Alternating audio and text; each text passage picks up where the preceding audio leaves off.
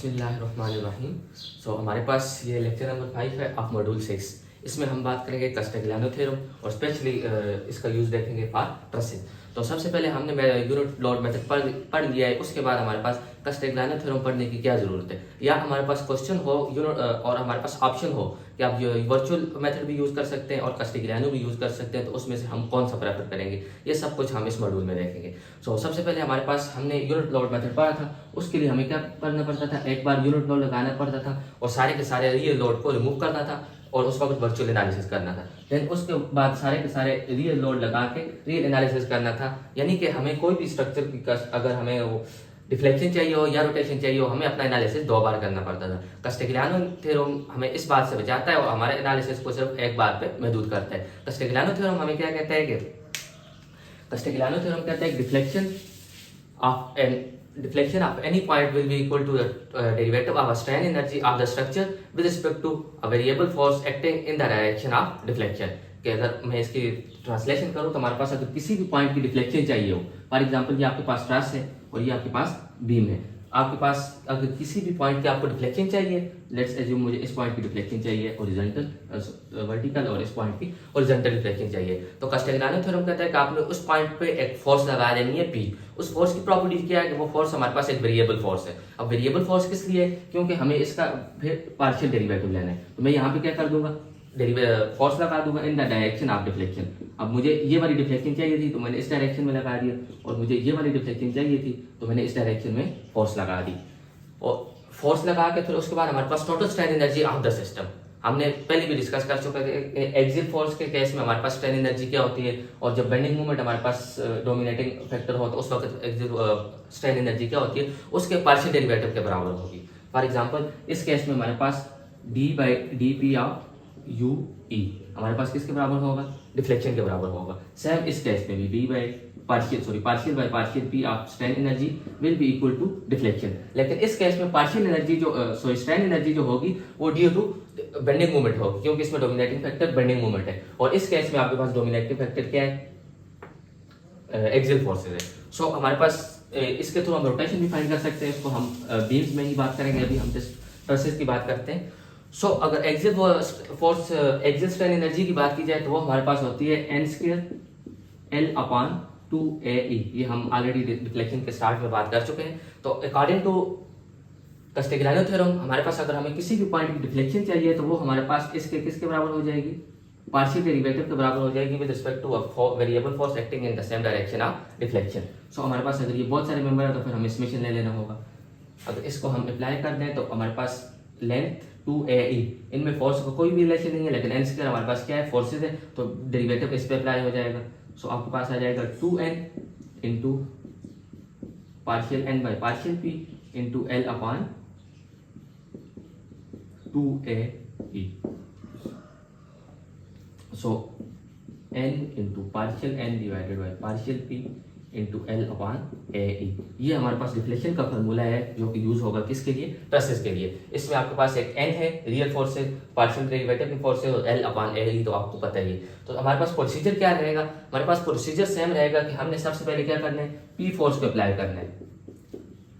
हमारे पास जब हम P फोर्स किसी जॉइंट पे अप्लाई करते हैं तो हमारे पास 2 केस हो सकते हैं। वहां पे पहले से उस डायरेक्शन में रियल फोर्स लगी हुई भी हो सकती है और नहीं भी हो सकती। फॉर एग्जाम्पल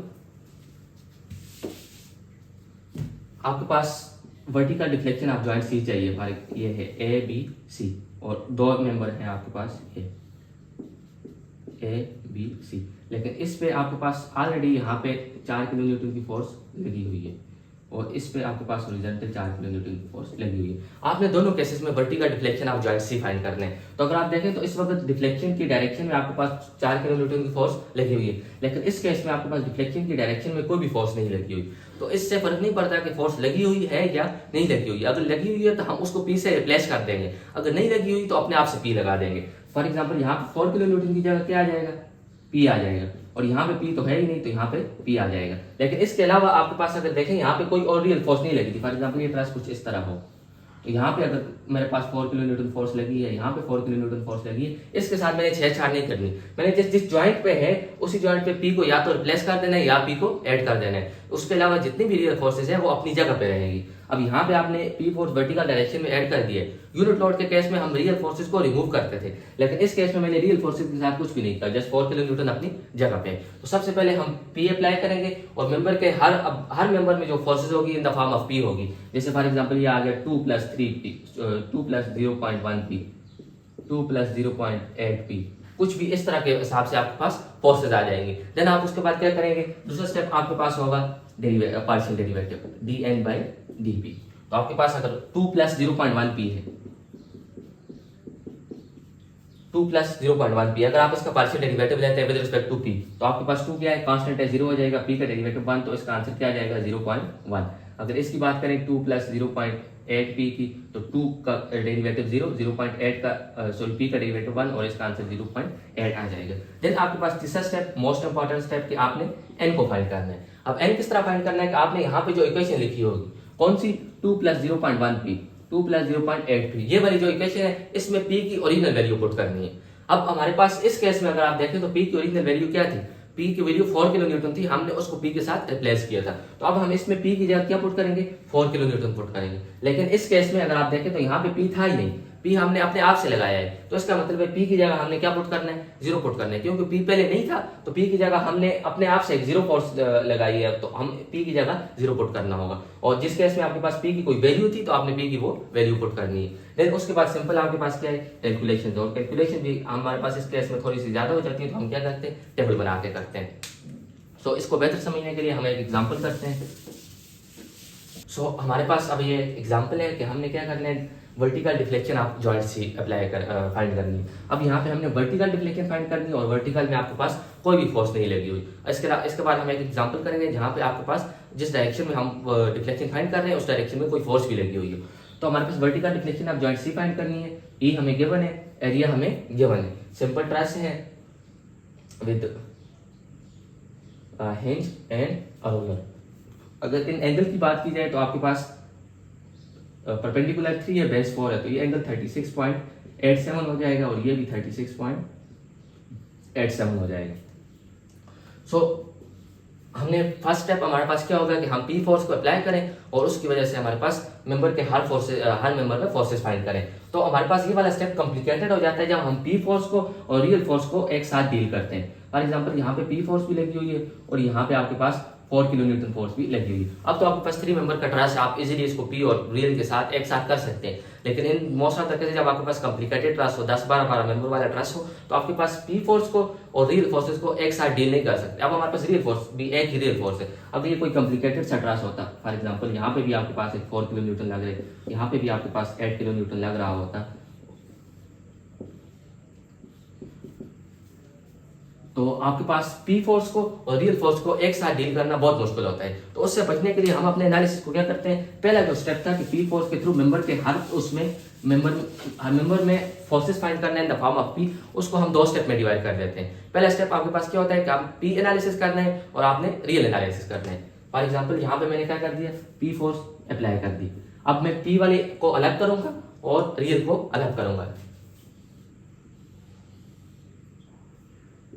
ये आपके पास पी फोर्स आ जाएगी प्लस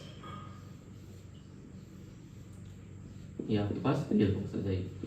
इसमें जब ये वाला एनालिसिस करते हैं तो ज्यादातर स्टूडेंट से जो गलती होती है वो हमारे पास इनको स्प्लिट करने में हो जाती है।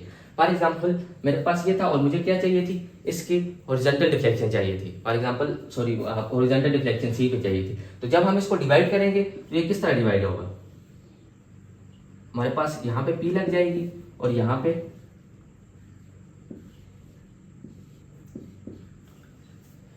या आपके पास 4 किलो न्यूटन एक ही फोर्स थी जिसको आपने किस से रिप्लेस कर दिया, पी से रिप्लेस कर दिया। तो आपके पास इस केस में रियल एनालिसिस में कोई भी फोर्स नहीं होगा। आपने जिस ये देखना है कि आप जिस फोर्स को रिप्लेस कर रहे हैं 4 किलो न्यूटन को हमने पी से रिप्लेस कर दिया, तो पी को हमने यहाँ पे ले लिया, 4 को दोबारा यहाँ पे नहीं लेना जब हम इसको स्प्लिट करते हैं। ये हम अगले उसमें डिटेल से देखेंगे। तो एक बार हमने इसका एनालिसिस पी के लिए करना है, एक बार 4 किलो न्यूटन के लिए करना है। सो हम एनालिसिस को थोड़ा सा फास्ट करेंगे, इस मेरे वर्ड्स पे फोकस करना। आपके पास ये बेस 8 मीटर है और आपके पास पी इसके सेंटर पे लग रहा है, तो 0.5 पी यहाँ पे आ जाएगा और 0.5 पी यहाँ पे आ जाएगा। रिएक्शन डायरेक्ट फाइंड कर दिया हमने फ्रॉम सिमेट्री। अब आपके पास इस जॉइंट पे जाना है, फॉर एग्जांपल मैं जॉइंट ए बी और सी पे जा रहा हूँ। अब आपके पास जो जॉइंट ए सी की फोर्स होगी वही ए बी की फोर्स होगी, और आपके पास ए बी की फोर्स भी आपने क्या करनी है, फाइंड करनी है। सो हम इसको डायरेक्ट करेंगे। फॉर एग्जांपल आपके पास जो जॉइंट ए सी की होगी, A C will always be equal to 0.5p divided by sine of 36.87। ये हमने कहाँ से निकाला है, समीशन एफ ऑफ वाई की इक्वेशन से लगाया। अगर आप इसको नहीं समझ रहे हैं तो आप जस्ट इसको इधर ड्रा करके भी देख लें। ये आपके पास क्या है, F of A C, F of A B and 0.5p। ये इस केस में मैं जॉइंट बाय जॉइंट जा रहा हूँ, इससे अगले पार्ट में हम डायरेक्ट कैलकुलेट करेंगे बाय इंस्पेक्शन। सो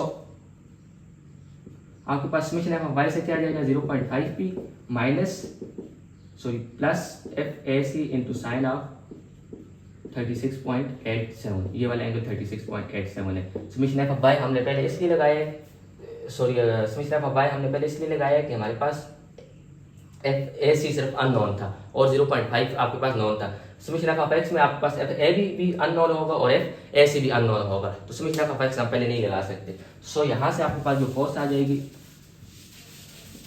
इसी तरह आप जॉइंट बाय जॉइंट मूव करके निकाल सकते हैं। सॉरी ये माइनस में होगा, एफ ऑफ ए सी 0.5 की साइन ऑफ 36.87। ये आप देख के भी पता कर सकते हैं। आपके पास ये वाली फोर्स अपवर्ड लग रही है, तो इसको बैलेंस करने के लिए यहाँ से इस फोर्स का डाउनवर्ड लगना लाजमी है। अगर इस फोर्स का एक कंपोनेंट इस तरह लग रहा है तो दूसरा कंपोनेंट इस तरह लगेगा, और इसका मतलब है ये आपके पास किस में होगा, अगर इसका रिजल्टेंट ड्रा करें तो वो आपके पास किस में होगा, कंप्रेशन में होगा। सो 0.5 डिवाइडेड बाय दिस, तो ये आ रहा है माइनस 0.833। यहाँ पे हम जो अवॉइड करेंगे वो किसको अवॉइड करेंगे, पहले हम डायरेक्शन को शो करते थे एरो से। मैं इस तरह एरो ड्रा कर देता हूँ और ये उसको शो करता है कि हमारे पास किस में है, कंप्रेशन में। लेकिन अब हमें वैल्यूज चाहिए, हम वैल्यूज को कैलकुलेट करेंगे तो कभी कभी ये कंफ्यूजन हो जाती है, तो उससे बचने के लिए हम क्या करेंगे, इसको डायरेक्ट माइनस में लिखेंगे, माइनस 0.833p। सिमिलरली ये भी आपके पास क्या आ जाएगा, 0.833p, क्योंकि आपके पास यहाँ पे भी p है और यहाँ पे भी आपके पास सिंगल फोर्स है। सो अब आपके पास 0.833 cos of 36.87 equal to F of A B, F of A B. अब अगर आप इसी जॉइंट पे क्या करें, इस जॉइंट पे या इस जॉइंट पे समीशन एफ ऑफ एक्स की इक्वेशन अप्लाई कर दें, माइनस 0.83 cos ऑफ 3, तो ये आपके पास आ जाएगा 0.67p। ये भी आपके पास p की फॉर्म में होगा। सो हमारे पास p एनालिसिस हमारा कंप्लीट हुआ।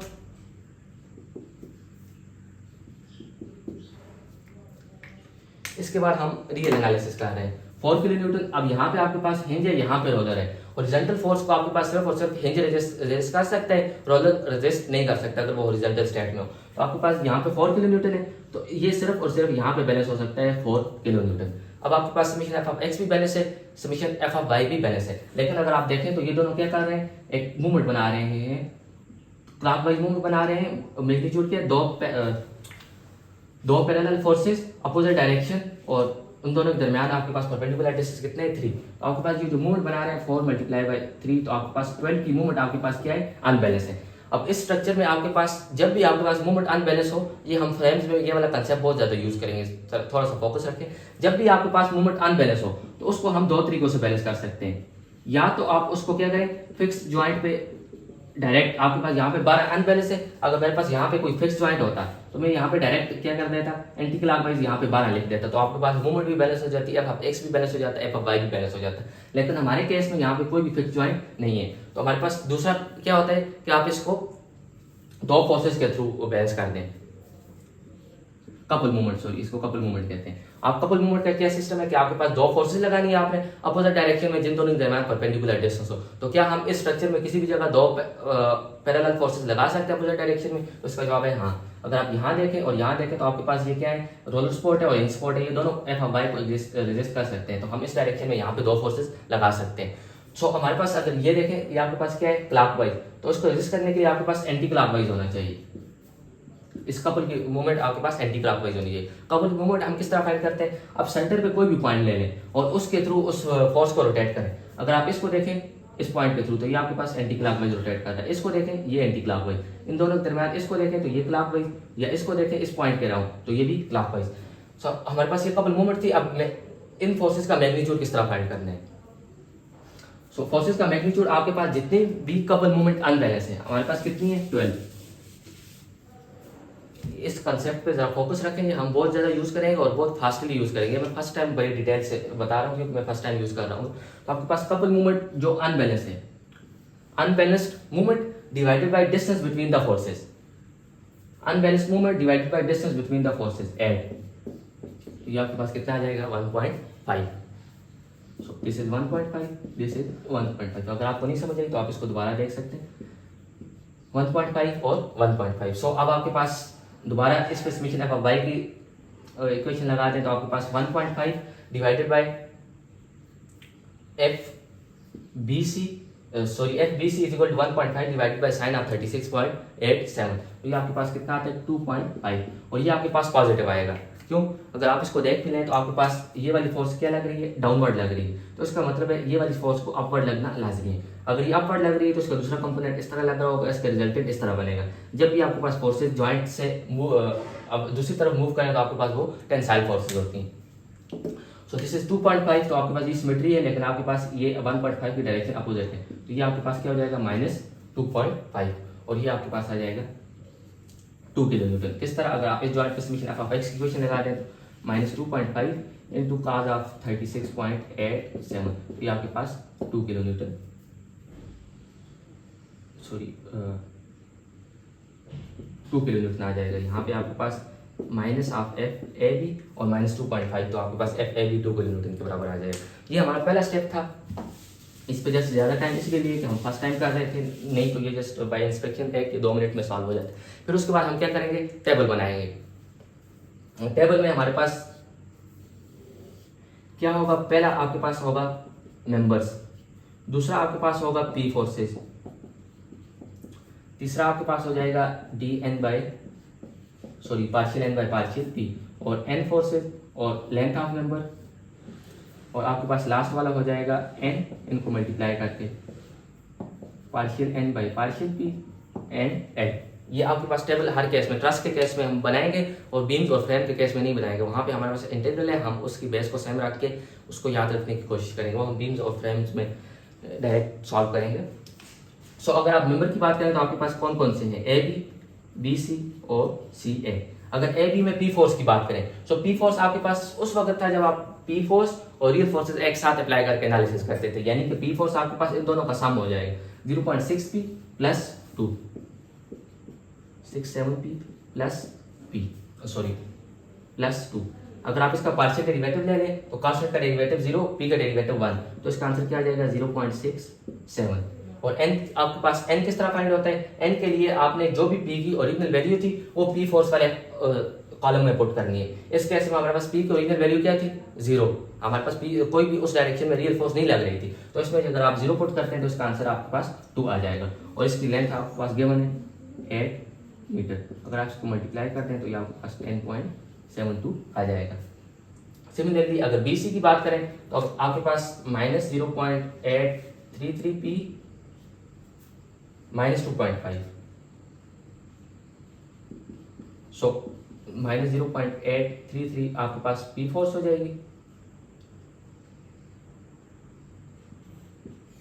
-2.5 आपके पास रियल फोर्स हो जाएगी। और अगर इसकी लेंथ की बात करें तो अगर आप इसको देखें तो आपके पास इसकी बेस कितनी है 4 मीटर, हाइट कितनी है 3 मीटर, तो हाइपोटेन्यूज आपके पास 5 मीटर हो जाएगी अकॉर्डिंग टू 3, 4, 5 रूल। अगर आप इसको इस तरह भी कर दें 3 का स्क्वायर प्लस 4 का स्क्वायर, तो आपके पास हाइपोटेन्यूज 5 के बराबर आ जाएगी, लेकिन जस्ट 3, 4, 5 अप्लाई हो रहा है। सो आपके पास इसकी हाइट हो जाएगी 5 मीटर, और ये आपके पास आ जाएगा 5 इंटू 2.5 इंटू 0.833, इन तीनों को मल्टीप्लाई कर देना, माइनस माइनस प्लस हो जाएगा। सी ए की बात करते हैं -0.833 पी प्लस 2.5, आपके पास ये किस में है +2.5, तो ये आपके पास -0.833 आ जाएगा। जस्ट डेरिवेटिव लिया, कांस्टेंट का डेरिवेटिव 0, पी का डेरिवेटिव 1, तो आपके पास ये क्या आ जाएगा -0.833, सो +2.5, और इसकी लेंथ भी आपके पास क्या है 5, तो ये आपके पास आ जाएगा -5 इंटू 2.5 इंटू +0.833, ये वाला माइनस मैंने स्टार्ट में लिख दिया। तो आप इन तीनों को ऐड कर दें, हमारे पास अगर ए ई कांस्टेंट हो तो हम इन तीनों को ऐड करके डायरेक्ट अपना रिजल्ट निकाल देते हैं। अगर आपके पास एरिया या ई चेंज हो रहा हो तो फिर हर एक के लिए आपके पास एक और कॉलम बनाना होगा, उसके ए ई के साथ डिवाइड करना होगा। ये मोस्ट इंपॉर्टेंट स्टेप है। अगर ए ई कांस्टेंट हो तो आप इनको ऐड करके जस्ट ए ई पे डिवाइड कर दें। अगर आपके पास बाज़ औक़ात मेंबर्स का एरिया चेंज होता है, वो कहता है इसका एरिया अलग है, इसका एरिया अलग है, ये किसी और मेंबर्स किसी और मटेरियल से बनाए, किसी और मटेरियल से बनाए। मटेरियल तो यूजुअली नहीं चेंज होता, लेकिन आपके पास एरिया वो चेंज कर देते हैं। तो उसके लिए आपको एक और कॉलम बनाना होगा जिसके साथ आप एरिया से उसको डिवाइड करेंगे, उसके अपने एरिया से। हमारे केस में सेम है, तो आपके पास ये दोनों कैंसिल हो जाएंगे और ये आपके पास आ जाएगा 10.72। सो अब हम क्या करते हैं, यूनिट बैलेंस करते हैं और जस्ट इसको फाइंड करते हैं।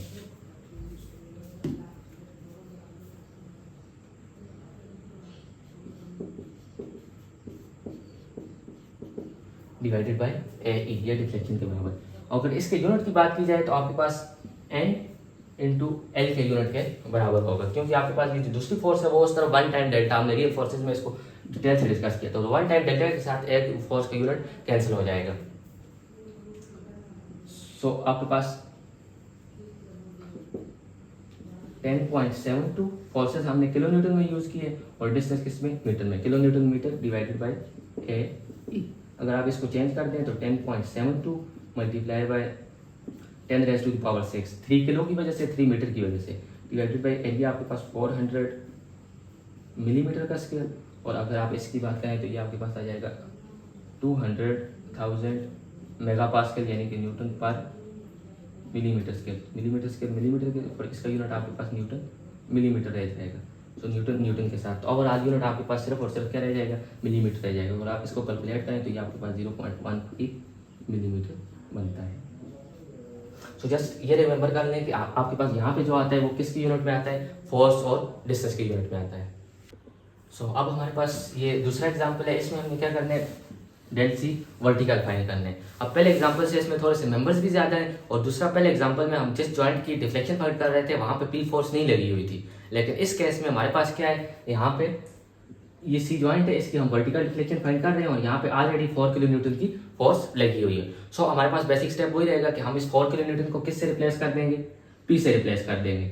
अब हम इसके एनालिसिस को दो पार्ट में डिवाइड करेंगे। एक पार्ट में हमारे पास यहाँ पे सिर्फ और सिर्फ 4 किलो न्यूटन, ये हमारे पास इस केस में 4 किलो न्यूटन है। फॉर एग्जांपल अगर यहाँ पे आपके पास 4 की फोर्स लग रही है या यहाँ पे आपके पास 4 की फोर्स लग रही है, तो ये वाली जो है ये दोनों की दोनों यहाँ पे इधर इसके साथ आ जाएंगे, यहाँ पे और यहाँ पे। लेकिन हमारे पास इस वक्त रियल फोर्स सिर्फ और सिर्फ दो थी, एक तो पी से रिप्लेस होगी और दूसरी हमारे पास हमने इधर लिख दी।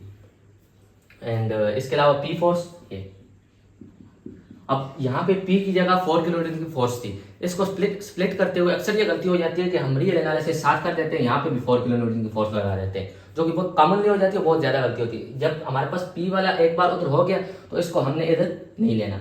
बाकी इसकी फोर्सेज अब मैं जस्ट बाय इंस्पेक्शन फाइंड करूंगा, वर्ड्स पे मेरे वर्ड्स पे ज़्यादा फोकस रखना। आपके पास ये 30 फीट का डिस्टेंस है, ये 20 फीट है, ये 10 फीट है, मतलब 2 टाइम इधर है 1 टाइम इधर है, तो इसका जो लोड होगा वो 2 टाइम करीब वाली तरफ चला जाएगा, 1 टाइम इधर चला जाएगा, यानी कि 0.33 पी इधर आ जाएगा, 0.67 पी इधर आ जाएगा। ये पी के साथ इसके एनालिसिस करना मुश्किल होता है ना, आप जस्ट इसको 1 कंसिडर करें और 1 के साथ सारी फोर्सेस फाइंड करें। अगर ये 1 होता तो 0.33 इधर आता, 0.67 उधर चला जाता और बाकी उसके साथ बाद में पी लगा देंगे।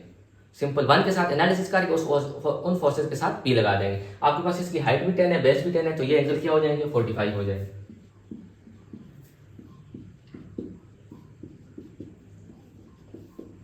अब आपके पास ये 0.33 पी, तो ये 0.33 डिवाइडेड बाय साइन ऑफ 45, तो ये आपके पास minus 0.47,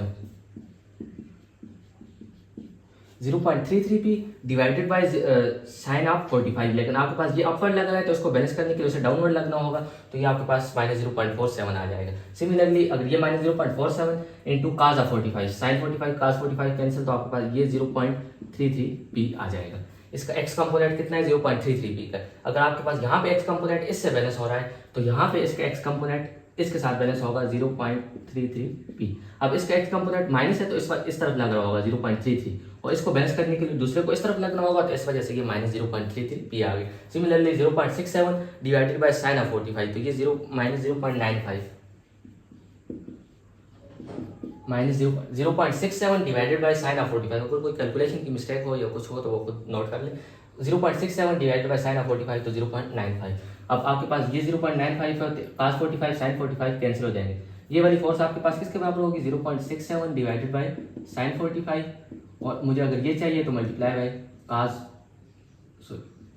of 45, sine 45 cos 45 cancel, तो आपके पास यहाँ पे क्या आ जाएगा 0.67। अब आपके पास इसका जो x कंपोनेंट होगा वो 0.67, यहाँ पे ये इसके साथ बैलेंस नहीं होगा क्योंकि यहाँ पे एक फोर्स बीच में और भी है, तो वो दोनों मिला के 0.67 के बराबर होंगे। ये 0.67 सीधा यहाँ पे ट्रेवल कर जाएगा समेशन एफ ऑफ x से, इन सब के साथ p भी होगा, और ये p आपके पास यहाँ पे चला जाएगा। अब आपके पास ये वाली फोर्स भी 0.33p हो जाएगी, क्योंकि आपके पास अगर ये 0.33p है तो इसका मतलब है इसका वर्टिकल कंपोनेंट 0.33p का होगा, और यहाँ पे वो वर्टिकल कंपोनेंट यहाँ इससे बैलेंस होगा, और बीच वाली फोर्स माइनस 0.47p आ जाएगी। ये आपके पास किसी भी जॉइंट पे आपके पास इस जॉइंट पे इक्वेशन लगानी होगी या इस जॉइंट पे इक्वेशन लगानी होगी, क्योंकि ये डायरेक्टली आपके पास नहीं आएगी। सो एक बार फिर 0.33p divided by sine of 45, 0.47 multiply by cos of 45, 0.33, 0.47 multiply by cos of 45 minus 0.33, ये आप प्लस माइनस को देख लेंगे। 0.67 divided by sine of 45, 0.95, 0.945 into cos of 45, 0.67, 0.67 सीधा यहाँ पे आ जाएगा समेशन एफ ऑफ x से, p यहाँ से सीधा ऊपर चला जाएगा, और इस जॉइंट पे आपको क्या करनी होगी, कोई ना कोई इक्वेशन लगानी होगी।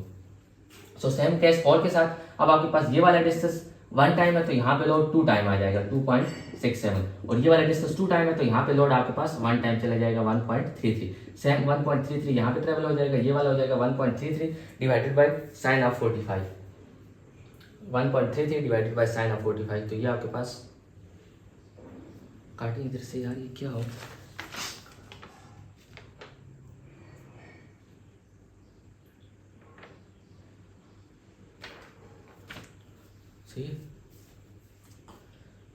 सो 1.33 डिवाइडेड बाय साइन ऑफ 45, तो ये माइनस 1.88 आ जाएगा। सिमिलरली 1.33 यहाँ से यहाँ पे ट्रेवल कर जाएगा, और यहाँ पे आपके पास कोई भी फोर्स नहीं है तो ये आपके पास क्या हो जाएगा, जीरो फोर्स मेंबर हो जाएगा। दो फोर्सेस का लाइन ऑफ एक्शन सेम है तो तीसरी फोर्स किसी भी एंगल पे हो तो वो आपके पास जीरो फोर्स मेंबर होगी।